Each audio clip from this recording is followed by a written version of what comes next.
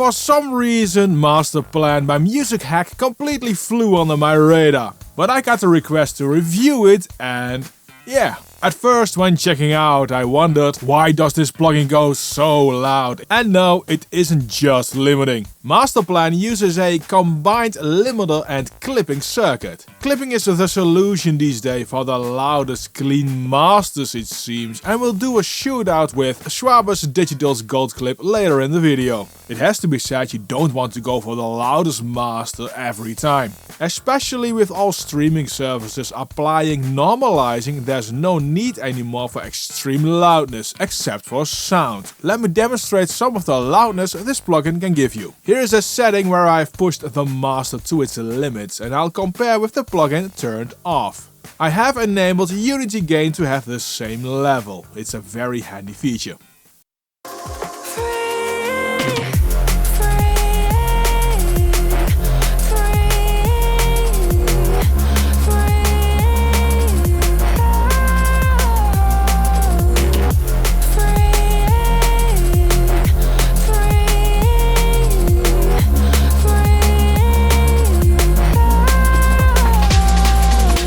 Now let me turn off unity gain so you can hear what the actual difference in loudness is.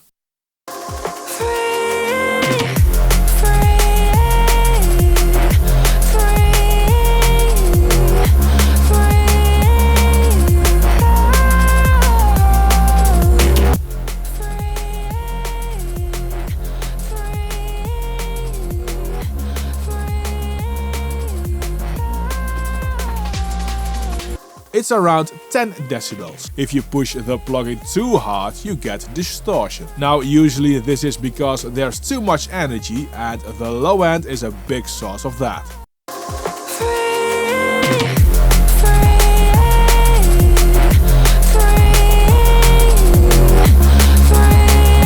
MasterPlan can adjust the low end, so if you reduce it, you can get more unhealthy loudness.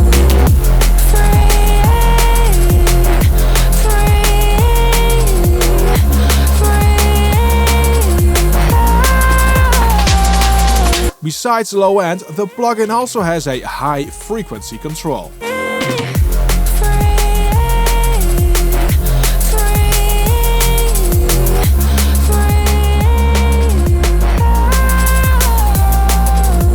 And as far as I can judge, these controls are simple EQ only with nothing else going on. The plugin itself already has a sound with a slight smiley type of EQ curve. And on top of that, second order harmonics are added as well, which gives a slighter, more richer sound. Speaking of EQ, the clean and calm switches will add EQ curves. Clean is set up to remove muddiness around 200 Hz.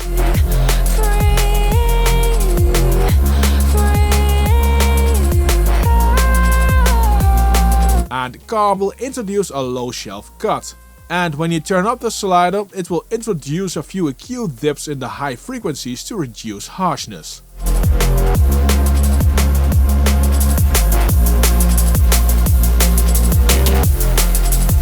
These are fixed EQ points. These work in a lot of cases fine, but always check if they actually work with the master you are working on. Thick works on the harmonics of the plugin. Simply put, you get a richer sound when you increase the amount.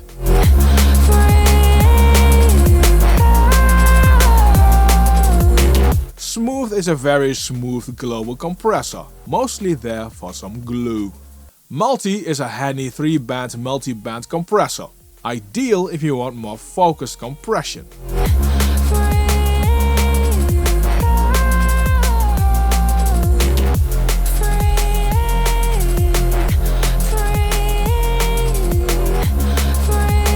Which frequencies are the crossover points, I can't say. It seems like 500 Hz and 3000 Hz, but each band has a very smooth roll-off. There's a tape emulation, which emulates the saturation and compression of tape, which means a tighter low end and more saturation and a high frequency roll-off when pushed.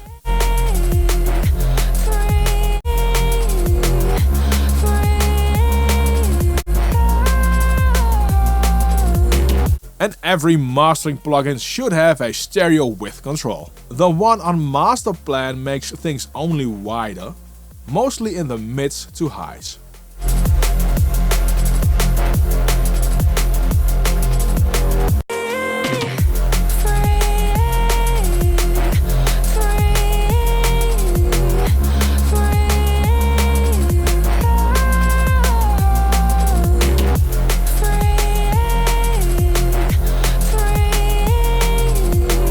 Now what I think is fun is the addition of these 5 playback emulation options. The top 3 emulate different speakers.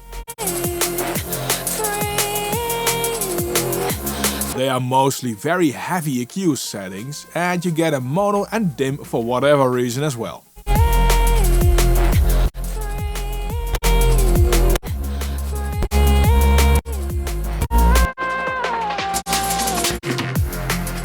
The top 3 can quickly give you an idea of your master will translate on different devices. It's handy to have, but I would not mix through those. This video is made possible by DistroKid. Are you a musician looking to get your music onto popular streaming platforms like Spotify and Apple Music? Look no further than DistroKid and its app for iOS and Android. DistroKid makes it simple for artists to get your music out there. Plus, you'll keep 100% of the royalties you earn from your streams. Why not give it a try, see for yourself why so many artists are choosing DistroKid to distribute their music. Use the link in the description of this video to get 7% off of your first year on DistroKid. There's actually quite a few things to tweak in the looks of the interface. For instance, a nice visual touch is that the colors slowly change of the RGB spectrum at default settings. It takes about 1.5 minutes to fully loop, and you get more color change options. It works a lot like controlling RGB on a PC. I like these touches.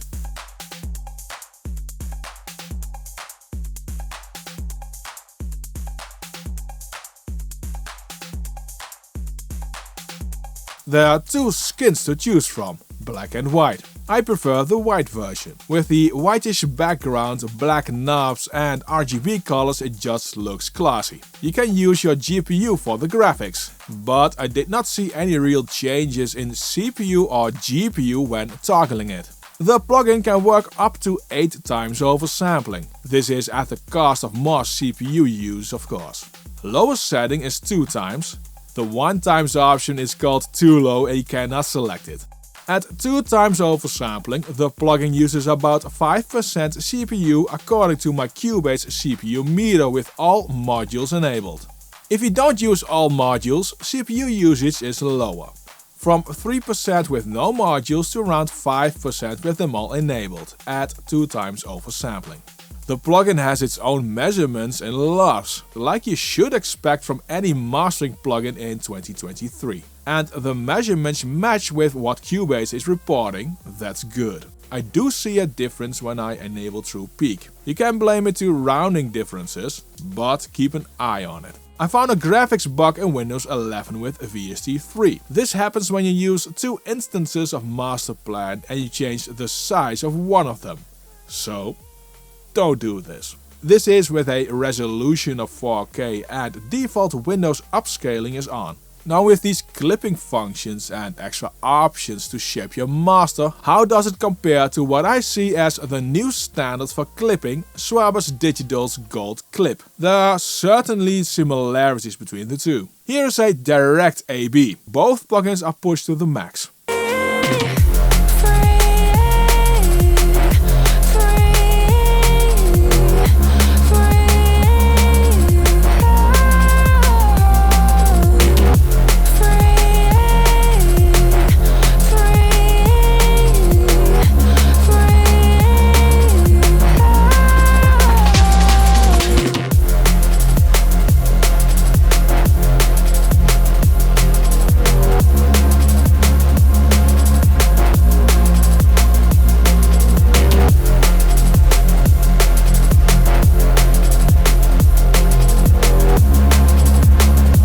They are close, but Goldclip distorts less. Mind you, both plugins have been really pushed beyond what I would consider healthy loudness settings. But it also shows that that is where the big differences are, in extreme situations. I beg to differ if you would hear any difference in lower loudness situations. Goldclip does have a few tricks up its sleeve, and I'll talk about that in the video which is displayed on screen and linked in the description below.